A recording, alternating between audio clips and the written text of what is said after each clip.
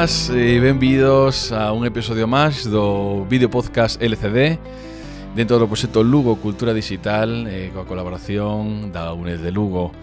Hoxe temos con nos a Juan Carlos Fernández Naveiro, catedrático de Filosofía e coordinador do Grupo Doxa de Filosofía de Lugo e profesor titor da UNED. Hoxe vamos a falar da verdade, non? Desde un punto de vista filosófico. Cando falamos de verdade, penso, non? Nos tempos que corren, na súa cotización. Como cotiza a verdade? Desgraciadamente na bolsa de valores a verdade cotiza a baixa.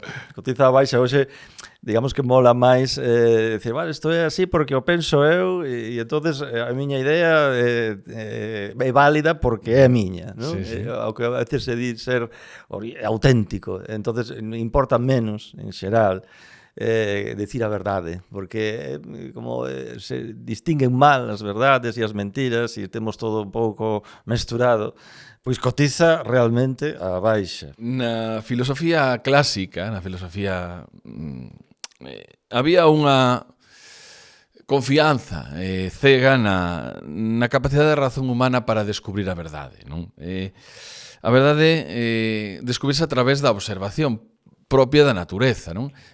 Como definirías este optimismo antigo sobre a verdade? Sí, claro. Hai que ter en conta que os gregos eran os primeiros filósofos, entonces era un pouco, visto desde nós, era un pouco como a infancia, non? Da filosofía, era un pouco nenos nese sentido inxenuo. Esa ingenuidade provén un pouco de pensar que o mundo está perfectamente ordenado e que ese orden podémolo captar coa nosa mente dun xeito, diríamos, como a palabra actual, automático. É dicir, hai un reflexo, non? O que a veces utilizo eu a imaxe dun espello, a mente como un espello do real, e entonces nese reflexo podemos investigar a orde da natureza, non? Porque a orde da natureza nos ven dada.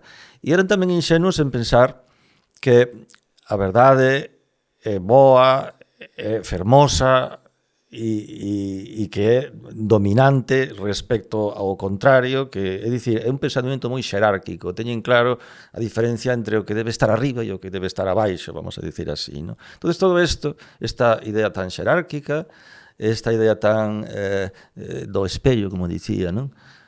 Isto visto desde hoxe, que sabemos que as cousas non son tan simples, pois é visto como algo inxenuo, non? E claro, eran como si foran nenos empezando a pensar que confiaban se cadra demais nas súas capacidades. Logo houve unha transformación moderna, non? Do termo verdade. E logo aparece a idea do suxeito como un centro de coñecemento e a verdade pasa a ser vista como unha construcción, non? Por que pensas que a modernidade xerou esta desconfianza, non? Por que pensas que non se vían tan capaz de sincronizarse coa propia orde natural?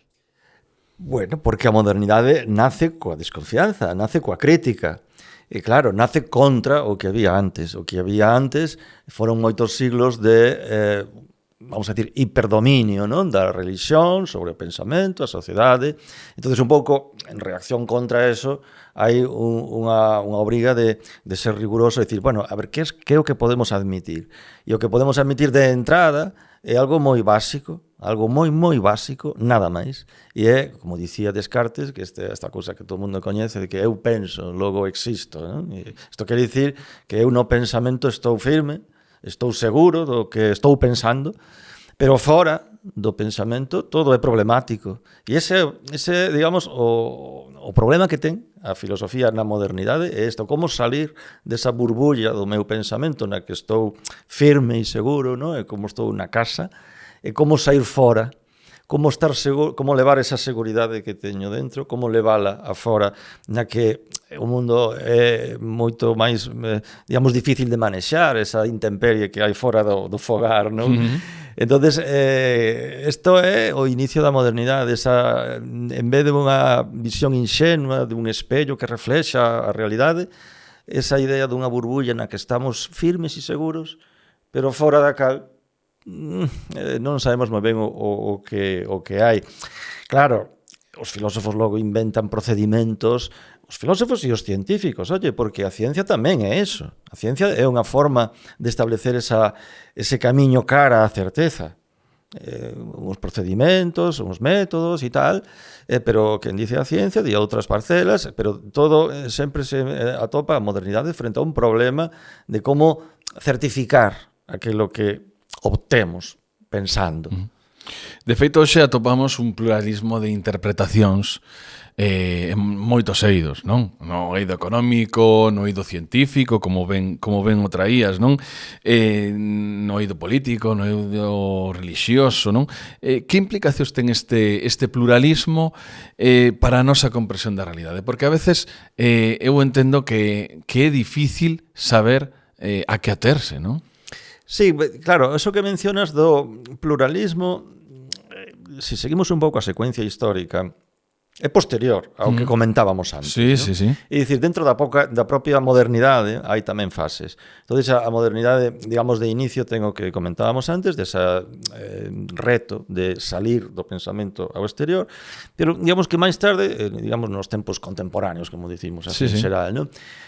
Cando entra en xogo este pluralismo que dis, esta idea tamén perspectivista, falaba, por exemplo, Ortega y Gasset moito desto, do perspectivismo, a verdade é perspectivas, suma de perspectivas. Claro, non temos unha perspectiva única, nadie ten unha perspectiva única. Non nos queda outra que ir sumando perspectivas, confrontando perspectivas, sabendo que todas son parciais. Eso por un lado. Outra característica dos tempos, digamos, recientes, é que a verdade é cada vez máis contextual, pragmática, utilitaria. As verdades teñen que demostrarse na práctica, teñen que dar resultados, non? Isto encaixa moi ben, por exemplo, na mentalidade, digamos, capitalista, productivista, onde as ideas se demostran polo que producen, non? Algo que ten aí certa sintonía. E despois hai outra cuestión que tamén quero sinalar dos tempos contemporáneos, e é que somos máis conscientes de que a verdade non é unha cuestión teórica puramente, senón que tamén é unha cuestión política, non? Hai unha política da verdade que é imprescindible, non? E que non podemos obviala. Isto decía un pouco Walter Benjamin, por exemplo, decía que a verdade, bueno, a historia, ele decía a historia, pero podíamos aplicar a verdade. A historia a fan os vencedores, sempre, non? Entonces, os vencedores, claro, teñen as súas verdades, que son as verdades que dominan, as verdades que circulan, que os datos que se impoñen, claro. Claro. Pero sabemos que os que hoxe dominan, mañán pasan a ser dominados, que hai revolucións, hai cambios. Pero os relatos dos poderosos, dos victoriosos, eses operan mellor na...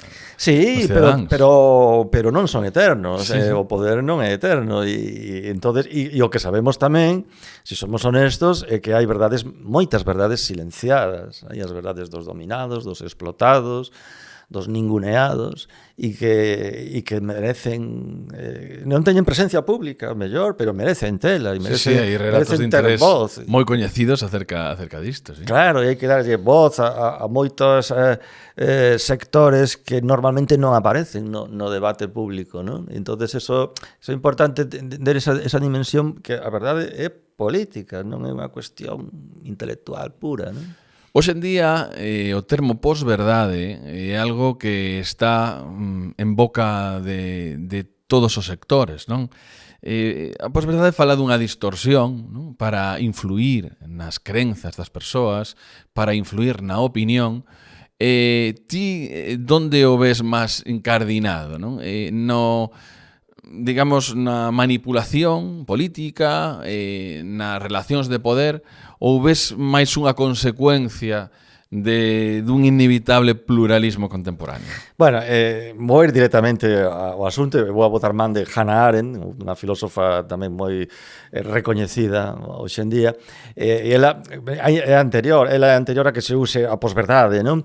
Pero falaba moito disto da verdade e da mentira, e dicía que cando se publican mentiras non se pretende que a xente crea nelas, que a función das mentiras é que a xente non crea en nada.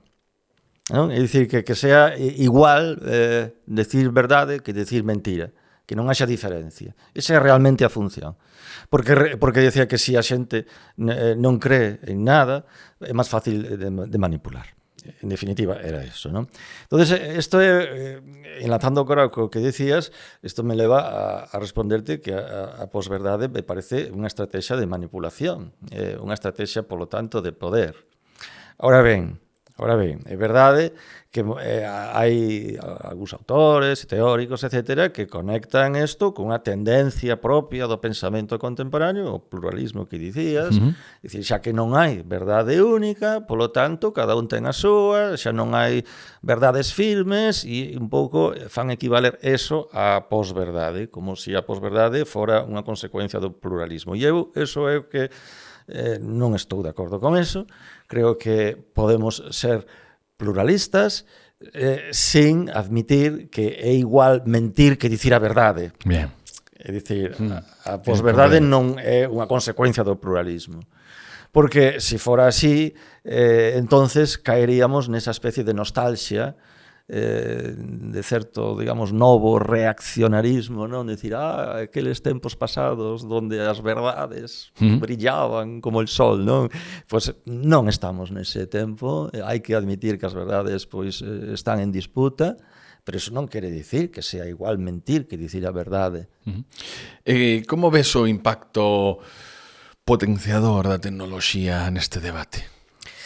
Claro, retomando a idea que dicías antes de que a verdade na época moderna é unha construcción, bueno, imagina a capacidade de construcción artificial, tecnolóxica, de simulación virtual, etcétera, que temos de ideas, de realidades, de calquera tipo de apariencia, podemos fabricar esta conversa que estamos tendo ti, máis eu, a mellor somos nós uns avatares e non somos quen realmente parecemos ser, é dicir, todo iso é técnicamente posible. E claro, entonces a verdade, quero dicir, a tecnoloxía dificulta, en certa maneira, a distinción entre a verdade e a simulación, non? E isto é unha dificultade engadida. Pero, bueno, dito isto, penso que a tecnoloxía non é culpable de nada, é dicir, a tecnoloxía fai o que os humanos queiramos facer con ela. Vamos a falar un pouquiño da idea absoluta de verdade, non? Para combater a mentira, non? Apuntabas que non necesitábamos de tal idea para ese combate, non? Sino que poderíamos chegar a establecer uns criterios útiles, non? Para poder operar en áreas como o xornalismo ou a xusticia con integridade. Claro. Como podemos facer eso sen caer no dogmatismo? Bueno, vamos a ver, o primeiro é non caer no dogmatismo, é ter unha pluralidade, ter distintas opinións, digamos, pero vamos por sectores, non? É dicir, por exemplo, se falamos da verdade xudicial, obviamente, non se pode establecer desde fora, desde outro ámbito, por exemplo, desde o goberno da política, o que deben determinar os xuíces acerca digamos, dunha verdade xurídica, non? Eso é algo que compete aos xuíces dentro do seu ámbito, cos seus propios criterios, que terán eles que determinar, sabendo que isto sempre é revisable e nunca son criterios definitivos. O mesmo pasa co periodismo, non? Son os periodistas os que deben de articular os criterios propios que determinen a diferencia entre informar e desinformar, por exemplo, non? Que obviamente non pode ser igual. Pode ser igual. Eso non quere dicir que a verdade periodística sea absoluta, non? É unha verdade, digamos, acordada, pero dentro sempre de sectores determinados. O que me parece moi difícil, e non me atrevo eu a a propoñer nada nese sentido, é unha verdade, digamos, que afecte a todos os ámbitos, sectores distintos, e dicir, que estea por riba digamos, dos expertos de cada especialidade, non? É dicir, esa verdade filosófica un pouco antigua non me atrevo eu digamos, a sostela. Pero é posible artellar consensos operativos nunha sociedade tan pluralista? É difícil, é moi difícil. Moi complicado. É moi difícil. Estamos vendo. Obviamente, en certa maneira, máis fácil renunciar a esa construcción de consensos e apelar a poderes fortes. Non? Dicir, bueno, pois mira, eu non quero estar todo o día debatindo as mesmas cousas, prefiro que me impoñan de arriba uns criterios claros e pensar menos pola miña conta. Bueno, que cada vez está sendo un pouquiño claro, hacia eso, non? Se trata de eso. Bueno, estas zonas de confort, este termo tan acaído ahora das zonas de confort donde que vayan decidindo por min, non? Logo despois, cando te atañe directamente calquera tipo de decisión, non? Que ti non loitache, logo, claro, logo está a crítica, non? Sí. Mira, hai unha outra comparación que teño escoitado algunha vez, é dicir, a verdade antigua, digamos así, tradicional, era algo que era unha especie de tesouro, no, oculto, había que descubrila e tal. E ahora máis ben somos nós os que nos apartamos dela, non? Os que non queremos comprometernos con nada, queremos que nos dean as cousas feitas, digamos que toleramos pouco a incertidumbre en xeral. É verdade que vivimos nun mundo con moita incertidumbre e iso pois a veces nos angustia. E realmente non sei se hai moito remedio a eso, é dicir, temos que aturar esa vida un pouco sin moito fundamento firme, non? E cal é o papel da filosofía na procura da verdade nun mundo tan cambiante, nun mundo complexo, un mundo tan interconectado, un mundo con tanta incertidume como compartes? Mira, unha das funcións que eu penso que pode ter é precisamente o que dicías antes de combatir o dogmatismo, é dicir, desmontar a posibilidade de que unha verdade de alguén se impoña sobre a sociedade ou os demais, é dicir, a autocontención, relativizar un pouco. Bueno, non digo un pouco, que non é mesmo que relativismo total, de que todo vale, todo é o mesmo. Correcto, sí. Digo, pero un pouco decir, oye, que ningunha posición é absoluta, que nadie ten a verdade máxima e, polo tanto, temos que traballala, temos que conseguila, temos que, polo menos, intentala procurala. Non? Entonces, a función da filosofía, eu vexo sobre todo aí, é unha loita a longo prazo, de certa maneira, e isto é o malo, que estamos nunha cultura da inmediatez, da rapidez, que non nos deixa parar moito a pensar, entonces necesitamos resultados rápidos, e nese sentido a filosofía vai un pouco a contra, estamos un pouco fora dos tempos actuales. Pero, bueno, ainda que sea desde un recuncho, desde a reserva, pois hai que seguir pensando que podemos dar pasos, ainda que non cheguemos ao horizonte, nunca se chega, non?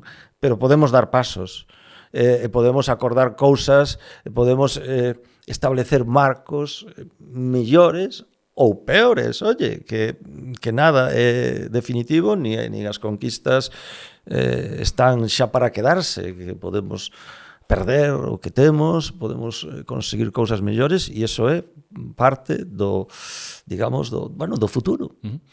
Para finalizar, comparte con nos algunha inspiración, algún texto, algo que che evoque ou algo que pode inspirar a calquera das persoas que van a seguir esta conversa e que poida quedar aquí reflexada para recordala cando vexamos dentro de moitos anos. Vamos a ver, antes falamos de verdade científica, verdade política, verdade xurídica. Eu, por exemplo, recordo ahora María Zambrano, unha autora española moi importante no século XX, olvidada durante anos porque estuvo no exilio e recuperada despois e tal. Ela, bueno, morreu a España nos anos 80 e morreu aquí en España. Entonces ela falaba da diferencia entre filosofía e poesía respecto a isto da verdade. Non dicía, o filósofo busca un pouco o ser e a totalidade, unha verdade completa, unha verdade estructurada, firme. E dicía, e, sin embargo, o poeta busca outro tipo de verdades máis fugaces. O poeta non distingue entre ser e non ser, por exemplo, o que hai e o que non hai. Para un poema non hai esa diferencia, non? Da igual, o poema pode ser sobre calquera cousa. E falaba de que esa verdade poética é unha verdade fragmentaria, unha verdade do instante, unha verdade pois eso, fugaz, unha verdade que pode estar en calquera momento, en calquera lugar, en calquera obxecto, en calquera sensación. E entonces marcaba un pouco esa diferencia. E entonces, bueno, o mensaxe sería que non desesperemos, porque as verdades a veces nos asaltan no camiño, e nese momento hai que estar dispostos a acollelas. Bueno, podería dicir algo así como mensaxe final. Eso é un mensaxe extraordinario, é un mensaxe que todo o mundo podería facer seu, non? Estar preparado para o momento, que a verdade aparezca en calquera sitio, en calquera lugar, estar aberto a recibila, bueno, disfrutala e poder manexala da mellor das maneiras posibles. Así que darche as gracias, Juan, inspirador sempre escoitarte. Un placer por tantos anos que levamos traballando xuntos aquí na universidade. Moi pronto volveremos a botar outra conversa. Moitas gracias. Pois moitas gracias a ti e a UNED, e encantado de falar contigo.